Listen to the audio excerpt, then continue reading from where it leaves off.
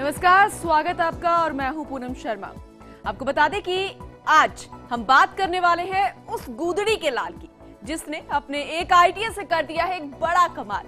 बेकार कचरा समझी जाने वाली प्लास्टिक की बोतलों से उसने एक दो नहीं बल्कि 4 कमरों वाला एक बंगला खड़ा कर दिया है। यही नहीं, श्रम राज्य मंत्री ने उसके आइडिया का स्किल डेवलपमेंट में चयन भी कर लिया है और उसे उसके प्रोजेक्ट का ब्रांड एम्बेसडर भी घोषित कर दिया है।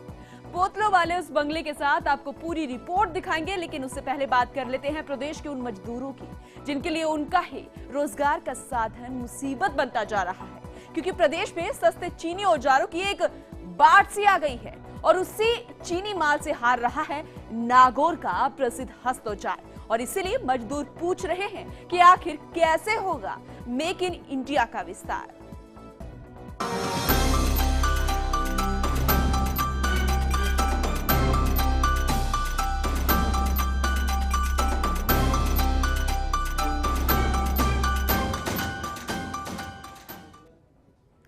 कई सालों से मंदी की मार झेल रहा नागौर का प्रसिद्ध हस्तौजार उद्योग चीनी माल से हारता हुआ नजर आ रहा है।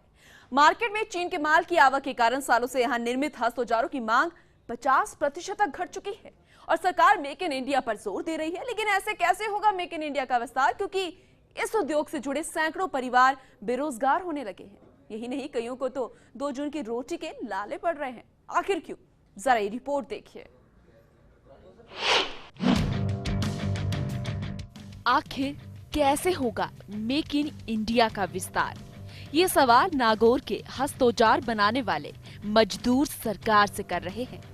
दरअसल उनके अनुसार सरकार ने जब से ओपन मार्केट का रास्ता खोला है तब से देश में सस्ते चीनी औजारों की बाढ़ आ गई है, जिससे देसी औजारों की मांग पूरी तरह से घटती ही जा रही है। तो वहीं व्यापारी भी नागौर निर्मित हस्तौजारों को चाइना माल के बराबर दाम पर देने को कहने लगे हैं, लेकिन उद्यमी इसको मानने से इनकार कर रहे हैं। उद्यमियों का कहना है कि मार्केट में चाइना के सस्ते माल के बराबर इस दर पर अपना माल देना असंभव है। तो जो मशीनें हैं वो वर्कशॉप में यहाँ पे है लगी हुई हैं और जो आसपास के जो यूनिट्स हैं उनके एक्चुअली उनके लिए है। यहाँ पर जो है हम लोग वेबसाइट जो है यहाँ कंप्यूटर है उसमें हम लोग उनके वेबसाइट्स इसमें लोड करके रखते हैं और जो भी इंडस्ट्रीज़ उनको जो ज़रूरत है तो वो उस वेबसाइट से जो है वो अपना ये डाउनलोड भी कर सकते हैं। डाउनलोड करके जो है उनके लिए यदि आगे के लिए यदि इम्प्रूवमेंट के लिए या लिंकेज करानी हो तो वो उसमें जो है अपना ये फ़ायदा ले सकते हैं। हालांकि हस्तौजार उद्यमी राज्य सरकार से लंबे समय से इस उद्योग को टैक्स मुक्त करने की मांग कर रहे थे, जो इस साल के बजट में सरकार ने मान भी ली है, जिसे इस उद्योग में अब एक तरह से फिर से इसके जीवंत होने की संभावना है। सरकार की नीति के कारण यहाँ के व्यापारियों में हर वक्त यही डर बना रहता था कि प्रसिद्ध प्लास्टर ऑफ पेरिस उद्योग की तरह ये उद्योग भी कहीं खत्म ना हो जाए। हस्तौजार उद्योग को गर्त में पहुंचाने का दूसरा सबसे बड़ा कारण बिजली की कमी भी है, क्योंकि इस उद्योग का आधार मैकेनाइज्ड इकाइयां हैं। ये इलेक्ट्रोमैकेनिकल प्रक्रिया से उत्पादन करती हैं। इन इकाइयों को बिजली की मांग ज्यादा रहती है और इसके प्रतिदिन 25 HP बिजली नहीं मिल पाने से समस्याएं सामने आ जाती है। इसके अलावा बिजली की दरों में बढ़ोतरी, कच्चे माल की दरों में तेजी आई है। हाथ औजार के लिए वित्तीय सहायता के साथ कार्यशील पूंजी की भी आवश्यकता रहती है। वर्तमान में बिजली तो बराबर मिल रही है, लेकिन दरें बढ़ने से इसकी कॉस्टिंग ज्यादा पड़ रही है और साथ ही लोहे की कीमतें भी बेहद ज्यादा बढ़ी हुई हैं। इस उद्योग के लिए 8 राउंड लोहे का उपयोग किया जाता है। कच्चा माल पंजाब के गोविंदगढ़ मंडी से नागौर के स्थानीय व्यापारी के माध्यम से खरीदा जाता है। राज्य सरकार ने तो समय समय पर काफी प्रोत्साहन दिया, अभी हैंड टूल्स को टैक्स फ्री भी किया। तो ठंडे तो नहीं पड़ी, गवर्नमेंट की स्कीम चल रही है, देखते हैं क्या होता है। हैंड टूल्स उद्योग में चाइना बाजार हमारा कंपटीशन में तो वैसे है, लेकिन हमारी खुद की रेटें इतनी कम है और हम इतने कम रेटों के ऊपर माल सप्लाई करते हैं कि चाइना बाजार हमारे सामने नहीं टिक पा रहा। फिर भी वो कोशिश कर रहा है हमारे बाजार में एंटर होने के लिए। हम हर तरह से मुकाबला करने के लिए चाइना से तैयार हैं। एक तरफ जहां उद्यमी को थोड़ी बहुत आस है, वहीं मेहनत के मुताबिक मेहनताना नहीं मिल पाने के कारण युवाओं का रुझान इस उद्योग में कम होने लगा है। लेकिन गरीबी और शिक्षा ने कुछ मजदूरों को जरूर यहाँ रोके रखा है। इस उद्योग से जुड़े युवा वर्ग कहते हैं कि दिन भर भट्टी के अंगारों के सामने बैठते हैं, शरीर झुलस जाता है। इसके बावजूद मन मुताबिक मेहनताना महीनों तक नहीं मिल पाता। आर्थिक तंगी में जीवन बिताना पड़ रहा है। वर्तमान में अभी 3 महीने हो गए, 3 महीने से बराबर ना तो काम काज चल रहा है, ना पैसे आ रहे हैं बराबर। नहीं, बराबर कुछ भी नहीं मिल रहा मेहनत मुताबिक। व्यापारी को तो एक ही बात चाहिए, अभी हमारे को मार्केटिंग के हिसाब से सस्ता चाहिए, एकदम सस्ता।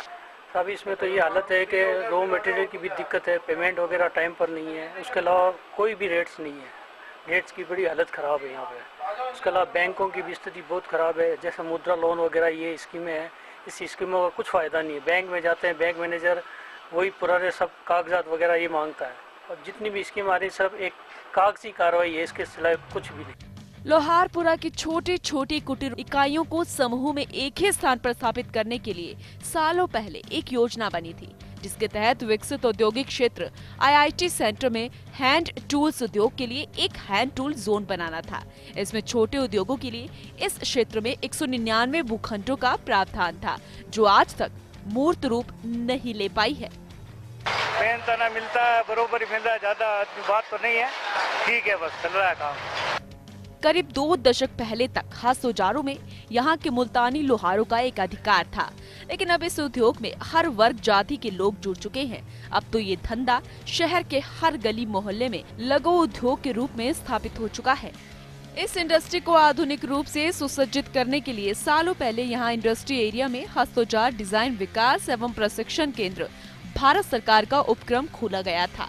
गिने चुने प्रशिक्षणार्थियों के अलावा आज तक यहाँ पर कोई पहुँचा ही नहीं है।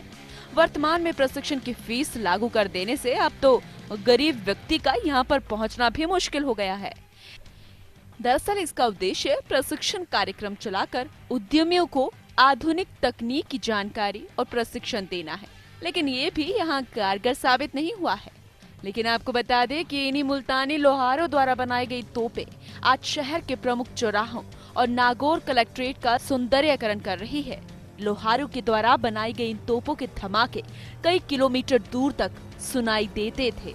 पूरे देश में यहाँ की तोपें प्रसिद्ध थी और ऐसे ही यहाँ के हस्त औजार भी।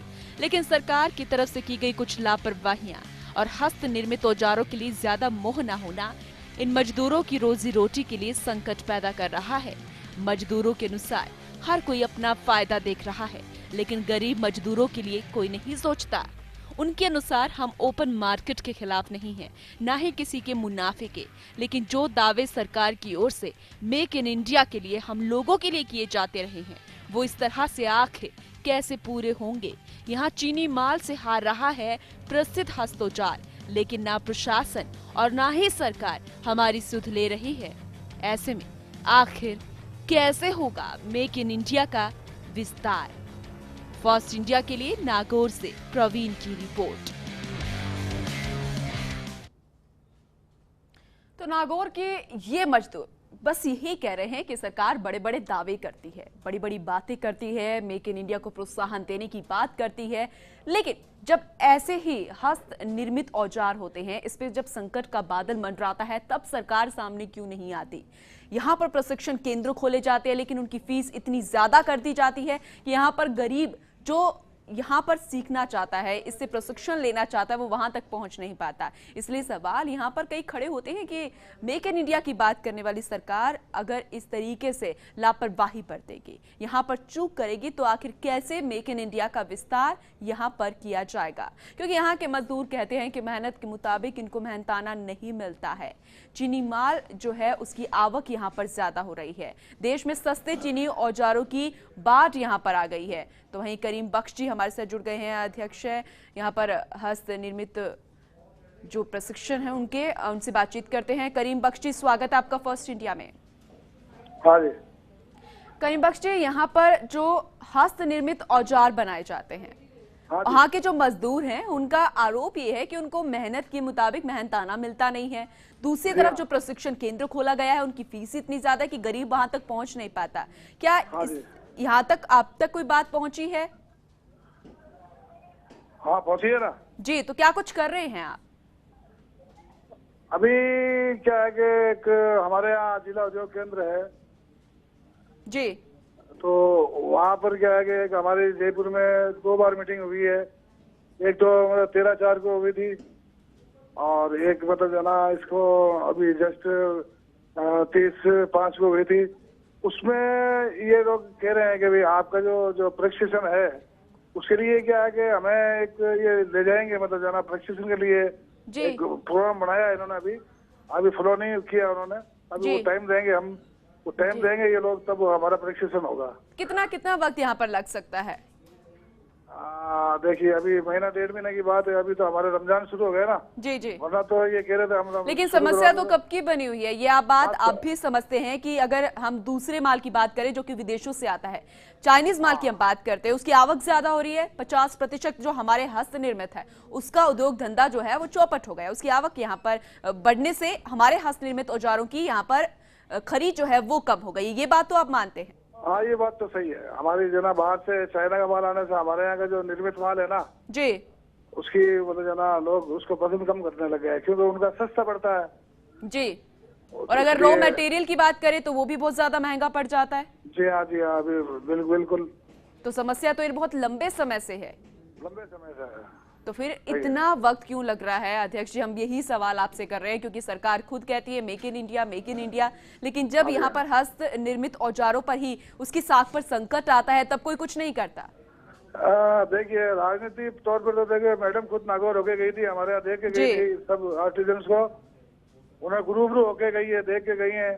मगर हालांकि उन्होंने तो अपना काम कर दिया होगा, मगर जो हमारे अधिकारी गण है ना जी वो डिले करते हैं।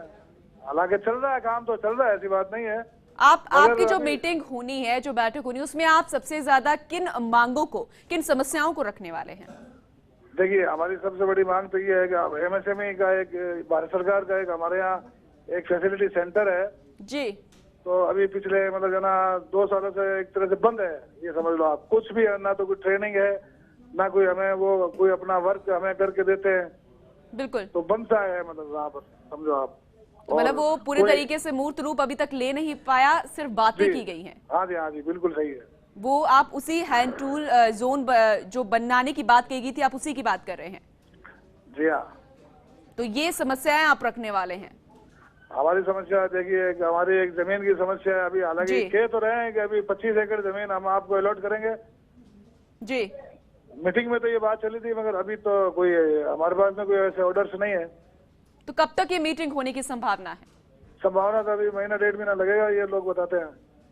चलिए उम्मीद करते हैं कि उससे पहले ही ये मीटिंग हो जाए। आप भी पूरी तरीके से कोशिश करिए। करीम बख्श जी स्वागत, आप बहुत बहुत धन्यवाद आपका। और हैंड टूल एसोसिएशन के करीम बख्श अध्यक्ष है, वो हमारे साथ जुड़े हुए थे। उनका ये कहना है कि मीटिंग होनी है, ये समस्याओं से हम बहुत अच्छे से अवगत है, लेकिन इन्हें अवगत कराने के लिए सरकार तक पहुंचाना बहुत ज्यादा जरूरी है, उनको अवगत कराना बहुत ज्यादा जरूरी है और इसीलिए उन तक ये बात पहुंचाई जाएगी। लेकिन अभी इसमें 1 या 1.5 महीने का वक्त लग सकता है, यही देखने वाली बात होगी। हमारे संवाददाता प्रवीण भी हमारे साथ जुड़े हुए हैं, उनसे भी बातचीत कर लेते हैं। प्रवीण, करीम बख्श जी हमारे साथ जुड़े थे, हैंड टूल एसोसिएशन के अध्यक्ष थे।